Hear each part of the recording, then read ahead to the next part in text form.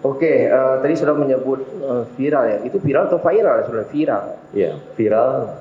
Nah, penyebutannya viral atau viral aja. Viral biasa. Sebagai orang Indonesia, viral. Itu bisa didefinisikan sesuai kalian saudara. Viral itu gimana? Maksudnya kan orang viral-viral tapi nggak tahu artinya gitu kan? Iya, sesuatu dikatakan viral di media sosial itu ketika kita memposting itu akan menyebar ya ke banyak pengguna yang lain. Jadi dari satu postingan kemudian dua orang tahu misalnya. Kemudian dari situ orang share lagi, semakin banyak orang tahu, makin dan seterusnya dalam waktu yang singkat. Kemudian tren kontennya itu diketahui lebih banyak orang dalam waktu yang singkat juga. Gitu.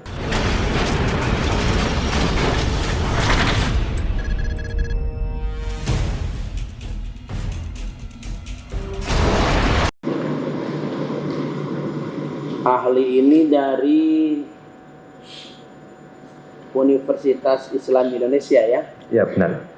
Jadi ini ada surat tugasnya ya dari UII Jogja ya untuk memberikan keterangan sebagai ahli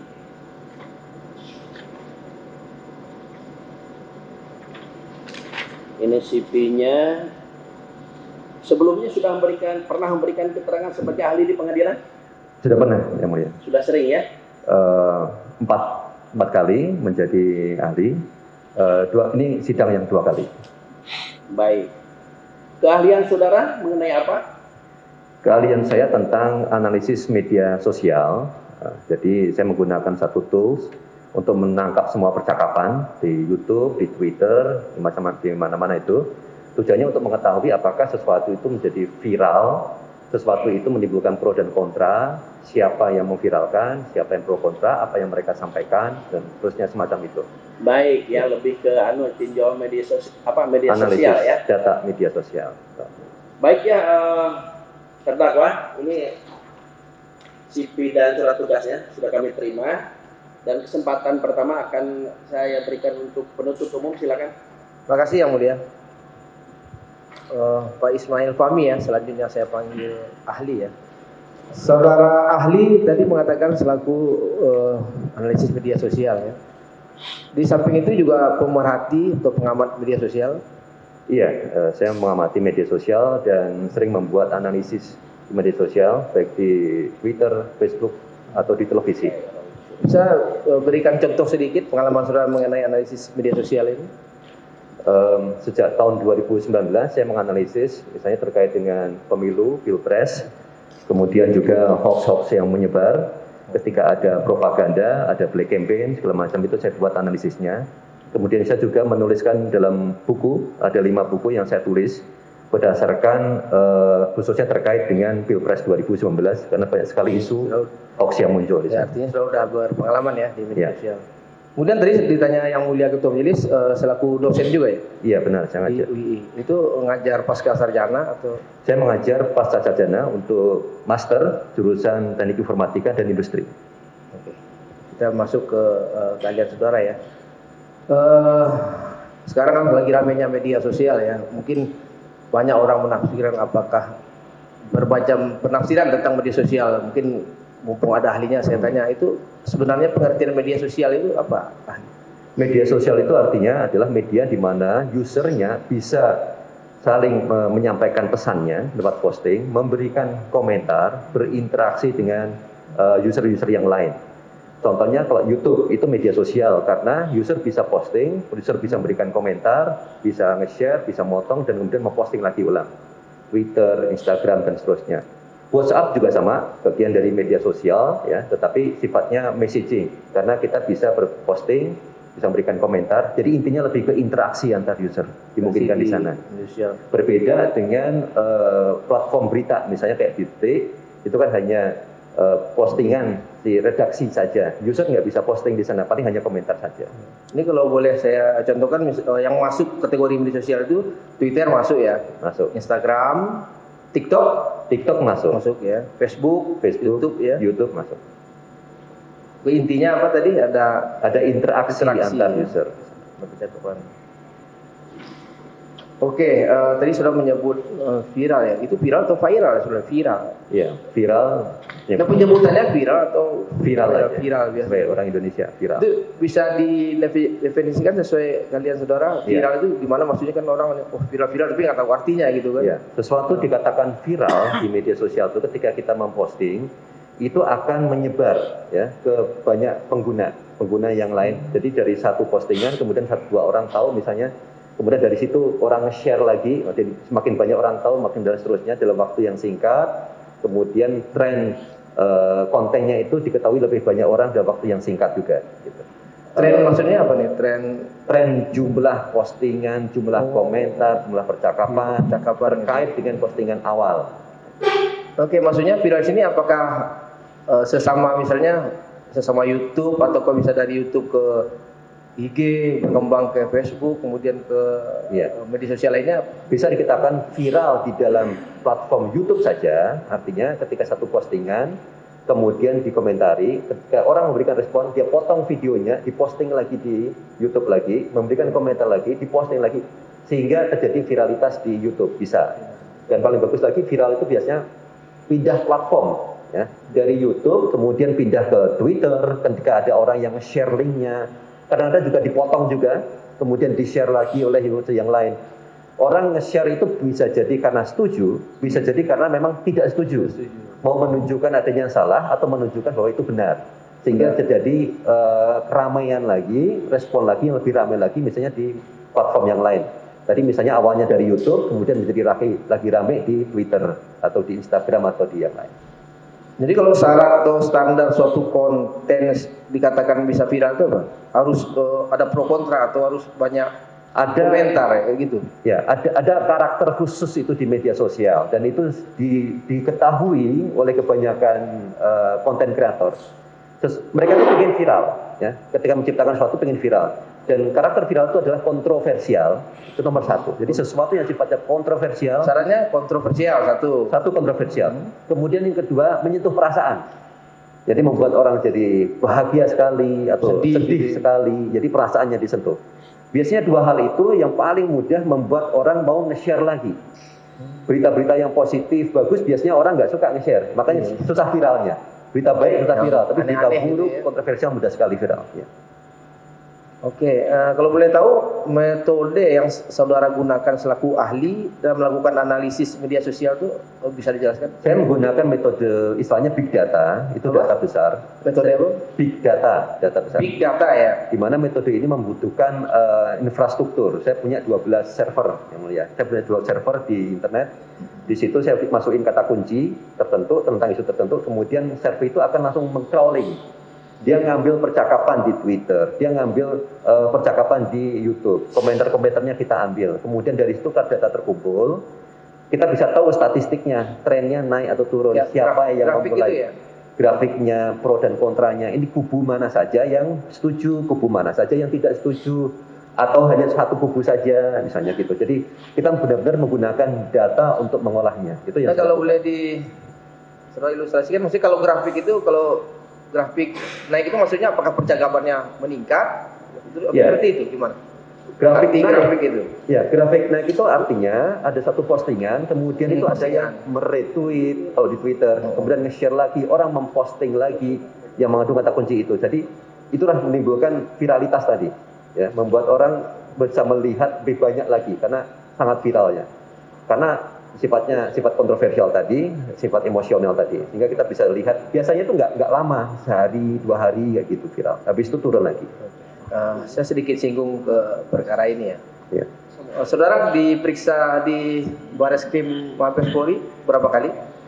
Saya diperiksa pertama kali itu perkara ini ya? Ya terkait ini, terkait kasus Edi Mulyadi. Itu tanggal 29 Januari itu pertama. Nah dari situ kemudian dari jawaban saya berkembang ada beberapa pertanyaan lagi susulan.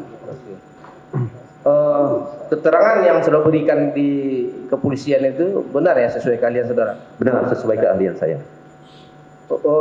Waktu di BAP kepolisian apakah diperlihatkan oleh itu video-video? Iya. Pas awal pas awal ditunjukkan satu video. Masih ingat apa judul video?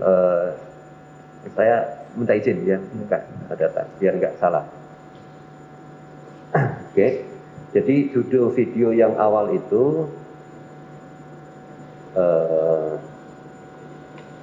tolak pindah ibu kota negara, proyek oligarki merampok uang rakyat, yang diposting tanggal 17 Januari 2022. Itu videonya dilihatin utuh ya Mbak penyidik? Iya, diberikan utuh, ada linknya, kemudian saya lihat juga.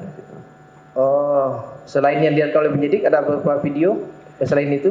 Awalnya saya menganalisis lengkap untuk video ini, bagaimana disebarkan. Kemudian dari situ penyidik memberikan saya ada 3 video lagi yang lain, ya.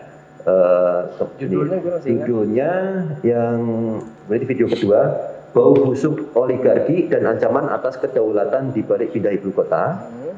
Kemudian yang ketiga berarti itu waduh penyuntik modal Gibran Kaisang ternyata perusahaan ilegal. Ya. Kemudian yang terakhir Taipan di balik bisnis anak dan presiden. Oke, ini sudah diajarkan ya. Bisa saudara jelaskan nggak sesuai keahlian saudara terkait video yang tayangkan tadi, dalam analisis saudara atau keilmuan saudara selaku media sosial apa gitu yang ini yang fenomena lah apa yang baik sehubungan dengan grafik tadi, grafik turun naik tadi yang saya temukan adalah video itu tanggal 17 muncul di YouTube. Kemudian yang saya lakukan adalah saya mencoba mencari apakah video ini viral, khususnya di Twitter, karena isu ramai kemudian salah satunya di Twitter. Tanggal 18 Januari baru mulai muncul ya.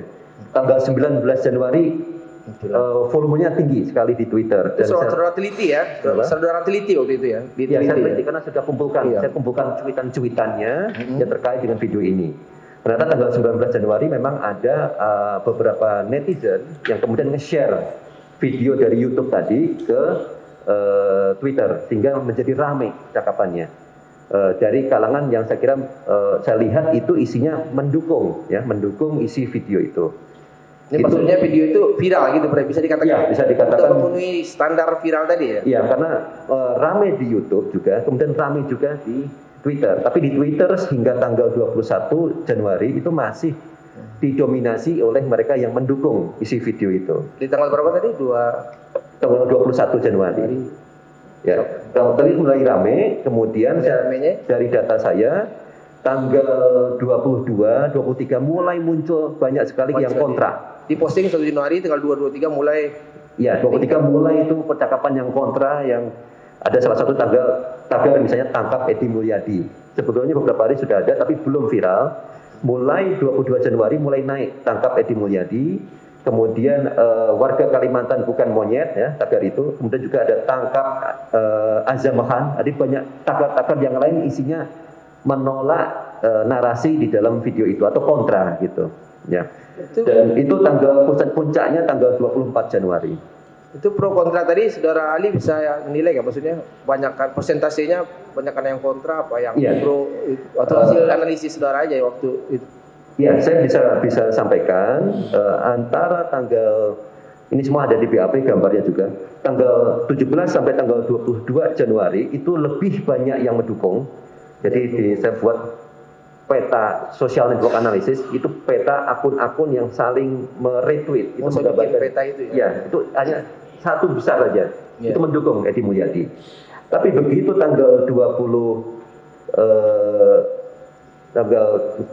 hingga tanggal 25 ya, saya mencoba masukkan tanggal 18 sampai tanggal 25 ke semuanya, itu jauh lebih banyak yang kontra, yang menolak gitu. Jadi saya coba bandingkan antara yang pro dan kontra dari tanggal 18 sampai 25. Yang kontra jauh lebih besar, dan itu mulai tanggal 23 tempat puncaknya itu kontra besar sekali. Jauh lebih besar daripada yang mendukung maksudnya. Oke, berarti banyak komentar, banyak yang nonton juga banyak ya? Iya. Oke, di sini BAP saudara nomor 17 ini saya pengen tahu. Ada kayak izin yang mulia, ada gambar. Ini maksudnya apa? Nah, itu yang saya jelaskan tadi, itu adalah sebelum tanggal 2 hingga tanggal 22, di mana video yang tadi ada di YouTube diviralkan di Twitter oleh mereka yang mendukung pernyataan pembuat video, ya. Sehingga makanya di situ kan warnanya merah. Itu merah itu sifatnya negatif kepada pemerintah, ya, sentimennya negatif dari pemerintah. Mereka mendukung itu. Oh gitu.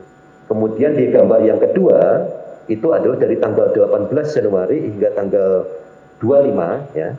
18 Januari atau 25 Januari ya? Ya, tanggal 25 Januari. Yang mendukung tampak kecil. Yang tadi kelihatan besar tadi ternyata tampak kecil dibandingkan Maksudnya yang mendukung kontra. pernyataan terlalu di video ya? Iya, betul. Tambah kecil. Ya. Jadi timbul kontra yang sangat besar terhadap isi video itu. Oh, kontra. Oke. Selanjutnya yang mau saya tanyakan lagi terkait apa namanya? Apakah di media sosial ya, mungkin bahasa ininya dunia maya lah, mengenal istilah kegaduhan, keonaran gitu? Apa istilah? Kalau istilah keonaran itu istilah di dunia nyata sebetulnya. Kalau di media sosial, kalau saya biasanya menggunakan istilah pro dan kontra. Ya, pro dan kontra. Itu bisa disamakan dengan keonaran gitu maksudnya? Ya, ketika terjadi perbedaan pendapat. Biar ahli bahasa itu yang menerjemahkan itu. Ya. Bapak kalau saudara ahli, Ya. kalau saudara tidak ada keahlian saudara, tidak mencakup masalah itu, saudara bisa jawab itu tidak termasuk dalam keahlian kami. Ya. Makasih ya Mulia. Makasih. Berarti lanjutkan aja tadi, berarti pro kontranya gimana tadi? Nah, pro kontranya itu kalau di keahlian saya itu digambarkan lewat peta tadi.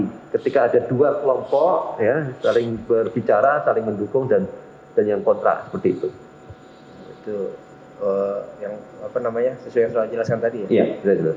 Sementara di saya cukup ya Mulia. Terima kasih.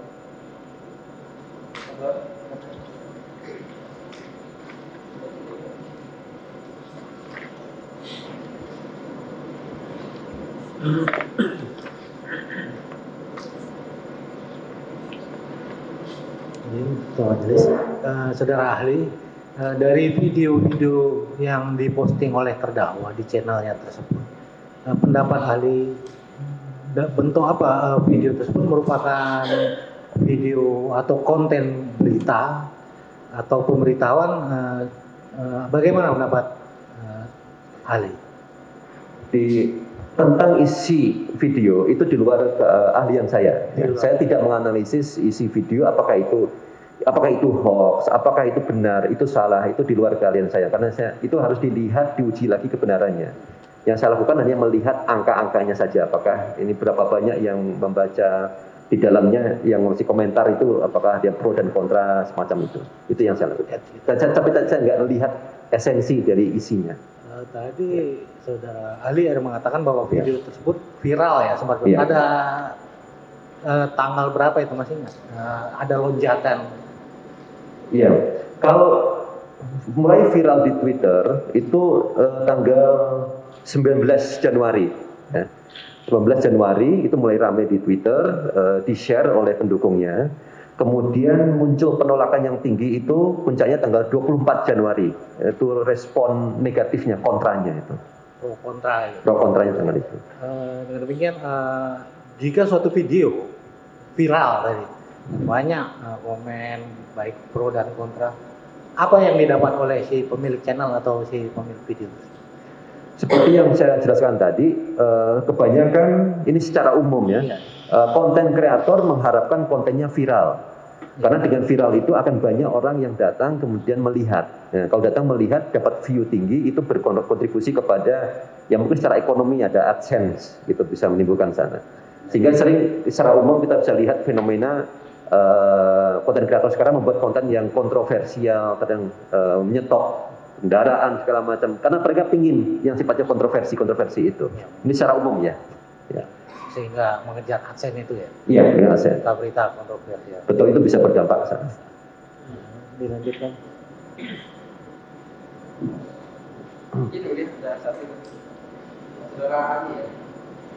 Tadi saudara menerangkan terkait percakapan netizen di media sosial tanggal 16 Januari hingga 22 Januari, yang mana klaster pro Edi Mulyadi lebih tinggi ya, yang pertama. Kemudian tanggal 24 Januari berubah, yang kontra Edi Mulyadi lebih tinggi grafiknya.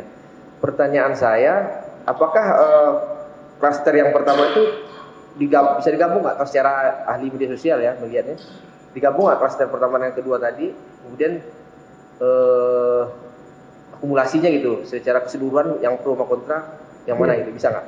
Ya, benar, itu sudah saya gambarkan di gambar yang kedua, itu tanggal 18 Januari hingga 25 Januari. Jadi peta yang penuntut umum lihatkan tadi, ya, gambar yang kedua itu adalah gabungan sebetulnya, karena itu periode tanggal 18, berarti kan 1 hari setelah muncul di Facebook, di YouTube, ya, tanggal 18 mulai muncul di Twitter, 19 mulai rame sampai tanggal 25. Jadi saya gabungkan itu udah respon, iya, antara mereka yang mendukung dan yang mereka yang kontra, sehingga kelihatan di situ yang kontra jauh lebih besar daripada yang mendukung. Artinya yang kontra lebih banyak. Iya, iya. Dan kita bisa lihat di dalamnya itu kenapa mereka kontra, siapa yang kontra, dan seterusnya. Makasih yang mulia. Cukup? Ya, silakan. Saudara ahli, ke depan aja, dilihat ke depan. Iya.